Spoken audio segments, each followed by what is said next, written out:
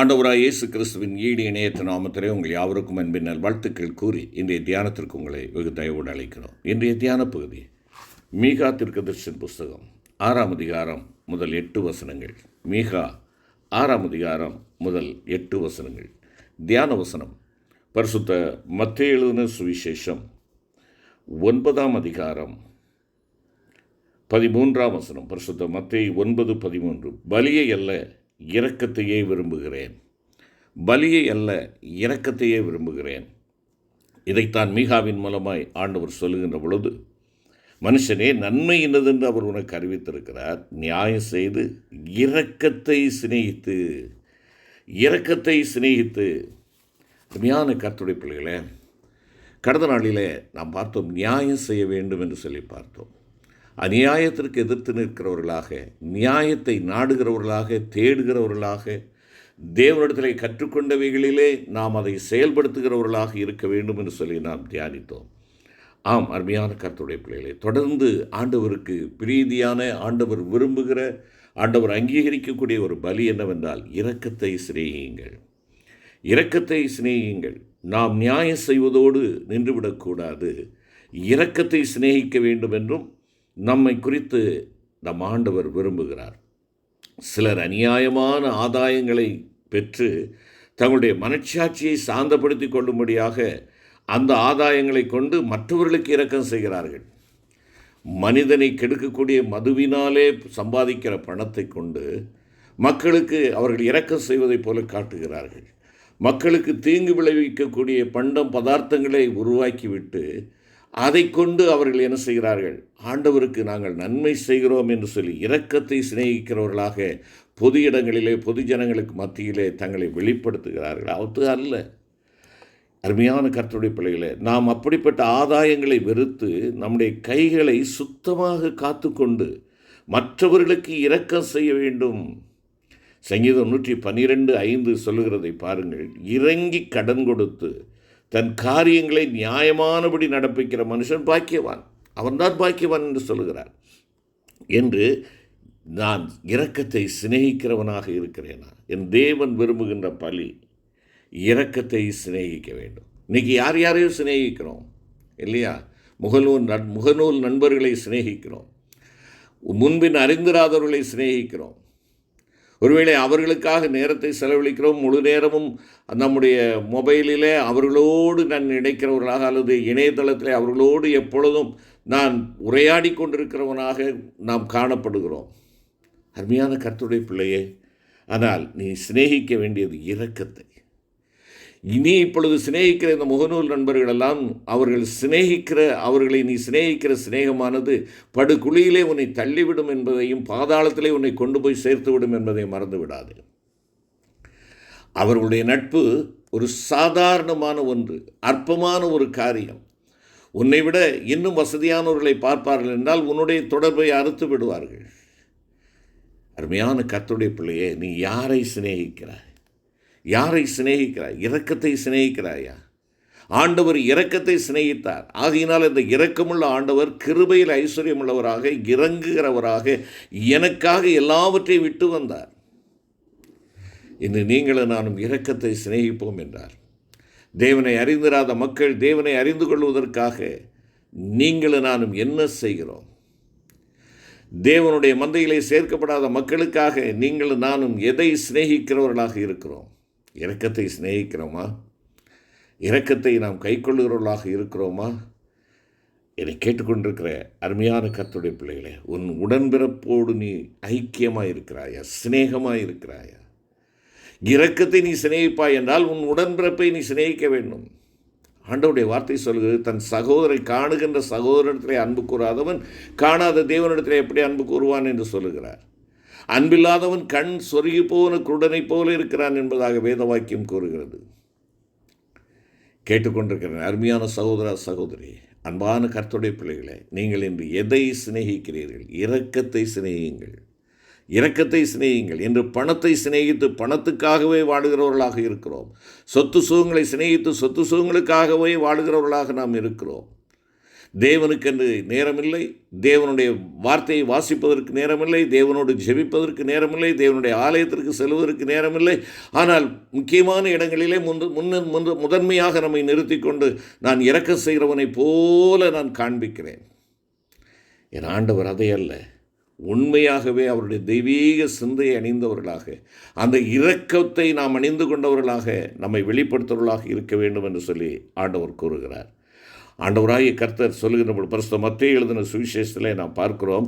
9ஆம் அதிகாரம் 13வது வசனத்திலே பலியை அல்ல இரக்கத்தையே விரும்புகிறேன் என்று குறிப்பிடுகிறார். அது மாத்திரமல்ல, அதே பரிசுத்த மத்தேயு 12ஆம் அதிகாரத்திலே 7வது வசனத்திலே நாம் பார்க்கின்ற பொழுது பரிசுத்த மத்தேயு 12:7 பலியை அல்ல இரக்கத்தையே நான் நாடுகிறேன் என்பதாக ஆண்டவர் சொல்கிறார். பாருங்கள், அங்கே என்ன சொல்கிறார்? பலியை அல்ல இரக்கத்தையே விரும்புகிறேன், இரக்கத்தையே விரும்புகிறேன் என்று சொல்லிவிட்டு அவர் என்ன சொல்லுகிறார்? அதனுடைய கருத்து என்னதென்று நீங்கள் அறிந்திருப்பீர்கள் என்றால் குற்றமில்லாதவர்களை நீங்கள் குற்றப்படுத்த மாட்டீர்கள். இரக்கம் காட்டுகிறேன் என்பது குற்றமில்லாதவர்களை குற்றப்படுத்துவதிலிருந்து நம்மை விலக்குகிறது. அன்பு செலுத்த அழைக்கப்படுகிறோம், குற்றம் சாட்ட அல்ல, குறைகளை கண்டுபிடிக்க அல்ல, இல்லை என்றால் அவர்களுடைய தவறுகளை சுட்டி காட்டுவதற்காக அல்ல, அவரிடத்தில் அன்பு செலுத்துவதற்காக, இரக்கம் செலுத்துவதற்காக நாம் அழைக்கப்படுகிறோம். ஆயக்காரரோடு பாவிகளோடும் ஆண்டவர் போஜனம் பண்ணியதை குறித்து பரிசேயர் அவரை குற்றப்படுத்திய போதும், ஓய்வு நாளில் சீடர்கள் கதிர்களை கொய்து தின்றதை குறித்து பரிசேயர் அவர்களை குற்றப்படுத்திய சந்தர்ப்பத்திலும் அவர் இந்த வார்த்தைகளை கூறுகிறார். பரிசேயரை குறித்து பிறிதொரு சமயத்திலே ஆண்டவர் பேசுகின்ற பொழுது, மாயக்காரராகிய வேதபாரகரே, பரிசேயரே, உங்களுக்கு ஐயோ, நீங்கள் ஒற்றலாமிலும் வெந்தயத்திலும் சீரகத்திலும் தசமபாகம் செலுத்தி நியாயப்பிரமாணத்தில் கற்பித்திருக்கிற விசேஷித்தவைகளாகிய நீதியை இரக்கத்தையும் விசுவாசத்தையும் விட்டுவிட்டீர்கள். இவைகளையும் செய்ய வேண்டும், அவைகளையும் விடாதிருக்க வேண்டுமே என்று கூறினார். நியாயப்பிரமாணத்தை எழுத்தின்படியே கை கொண்ட பரிசேயர் நியாயப்பிரமாணம் கற்பித்த இரக்கம், நியாயப்பிரமாணம் கற்பித்த இரக்க சுபாவம் மற்றவர்களாகவே இருந்தார்கள். எனவே தான் ஓய்வு நாளில் ஆண்டவராகி இயேசு கிறிஸ்து வியாதியஸ்தரை சுகமாக்கியதை குறித்தும் அவர்கள் குற்றப்படுத்தி பேசியதாக நாம் பார்க்கின்றோம். ஆண்டவராக இயேசு கிறிஸ்து இரக்கமும் மன உருக்கமும் உள்ளவராயிருந்தார். பரிசுத்த மத்தேயு 5ஆம் அதிகாரம் 7ஆம் வசனத்திலே அவர் மலை பிரசங்கத்திலே சொல்லுகின்ற பொழுது, இரக்கமுள்ளவர்கள் பாக்கியவான்கள், அவர்கள் இரக்கம் பெறுவார்கள் என்பதாக கூறினார். அவர் தம்முடைய இரக்கத்தினால் வியாதியஸ்தரை சுகமாக்கினார். நாமும் வியாதியஸ்தரை காணும்போது அவர்கள் மேல் இரக்கம் கொண்டவர்களாக நாம் காணப்படுகிறோமா? அவர்களுடைய விடுதலைக்காக நாம் ஜெபிக்கிறவர்களாக இருக்கிறோமா? அவர்களுக்கு இறங்கி நம்மால் முயன்ற உதவிகளை அவர்களுக்கு செய்கிறோமா? அருமையான கர்த்தருடைய பிள்ளையே, நம்முடைய ஆண்டவராகிய இயேசு கிறிஸ்து நமக்கு இறங்கி எவ்வளவு கிருபையாய் நம்முடைய பாவங்களை மன்னித்திருக்கிறார். அதுபோல நாமும் மற்றவர்களுக்கு இறங்கி அவர்கள் நமக்கு விரோதமாக செய்த தப்பிதங்களை அவர்களுக்கு மன்னிக்க வேண்டும் என்பதை அங்கே பரிசுத்த மத்தேயு 18ஆம் அதிகாரம் 33ஆம் வசனத்தின் மூலமாக ஒரு ஊமையின் மூலமாக நமக்கு வெளிப்படுத்தி இருக்கிறார் அல்லவா? இரக்க செய்கிறவன் உற்சாகத்துடனே செய்ய கடவன் என்றும், தேவனால் தெரிந்து கொள்ளப்பட்ட பரிசுத்தரும் பிரியருமாய் இருப்பவர்கள் உருக்கமான இரக்கத்தை தரித்து கொள்ள வேண்டும் என்றும் அப்போஸ்தலனாகிய பவுல் குறிப்பிடுகிறார். ஏழைக்கு இறங்குகிறவன் கர்த்தருக்கு கடன் கொடுக்கிறான், அவன் கொடுத்ததை அவர் திரும்ப கொடுப்பார் என்பதாக நீதிமொழிகள் 19:17 நாம் வாசிக்கிறோம். அருமையான கர்த்தருடைய பிள்ளையே, நாம் நம் தேவனுக்கு முன்பாக மனத்தாழ்மையாய் நடக்க வேண்டும் என்று தேவன் நம்மை குறித்து விரும்புகிறார். அதுவே எழுத்திற்குரிய பலிகளை பார்க்கிலும் அவருடைய பார்வையில் பிரியமானதாய் இருக்கிறது. மனுஷருக்கு முன்பாக தாழ்மையுள்ளவர்கள் போல நாம் நம்மை காண்பித்துக் கொள்ளலாம். ஆனால் தேவனுக்கு முன்பாக மெய்யான மனத்தாழ்மையுள்ளவர்களாய் நாம் நடந்து கொள்ள இருக்கிறோமா என்று சொல்லி யோசித்து பாருங்கள். கர்த்தருக்கு பயப்படுதலும் கீழ்ப்படிதலும் தாழ்மையுடன் இணைந்தவையாகவே இருக்கின்றன என்பதாக நீதிமொழிகள் 22:4 பார்க்கிறோமே. தாழ்மையுள்ளவர்கள் மற்றவர்களை தங்களிலும் மேன்மையானவர்களாக எண்ணுவார்கள் என்பதாக அப்போஸ்தலனாகிய பவுல் பிலிப்பியருக்கு எழுதுகின்ற பொழுது குறிப்பிடுகிறாரே. தங்கள் நியாயம் எடுபட்டு போகும் வேளைகளிலும் அவர்கள் அமைதியாக இருப்பார்கள். ஆண்டவராக இயேசு கிறிஸ்து தேவனுடைய ரூபமாயிருந்தும் தேவனுக்கு சமமாயிருப்பதை கொள்ளையாடின பொருளாக எண்ணாமல் தம்மை தாமே வெறுமையாக்கி அடிமையின் ரூபம் எடுத்து மனுஷர் சாயலானது போல மனத்தாழ்மையுள்ளவர்கள் தங்கள் உரிமைகளை விட்டு கொடுக்கவும் மனமுவந்திருப்பார்கள். எனக்கு அன்பான சகோதரனே, சகோதரியே, அருமையான கர்த்தருடைய பிள்ளையே, நீங்களும் நானும் ஆண்டவருடைய ஆசீர்வாதத்திற்கு பங்குள்ளவர்களாக இருக்க வேண்டும் என்று சொல்லி விரும்புகிறார். நீங்களும் நானும் ஆண்டவருக்கு உகந்த பலியை செலுத்த வேண்டும் என்று சொல்லி விரும்புகிறார். காளைகளை அல்ல, காணிக்கைகளை அல்ல. அருமையான கர்த்தருடைய பிள்ளைகளை, இரக்கத்தை சிநேகிக்கிறவர்களாக, நாம் இரக்கத்தை சிநேகித்து தேவையுள்ள மக்களுக்கு நாம் இறங்கி அவர்களுக்கு உதவி செய்கிறவர்களாக இருக்க நம்மை அர்ப்பணிப்போம். நம்மை நாமே ஆராய்ந்து பார்த்து, என்னை நான் தாழ்த்தி, ஆண்டவருக்கு முன்பாக என்னை நான் தாழ்த்தும்படியாக நான் அழைக்கப்பட்டிருக்கிறேன்.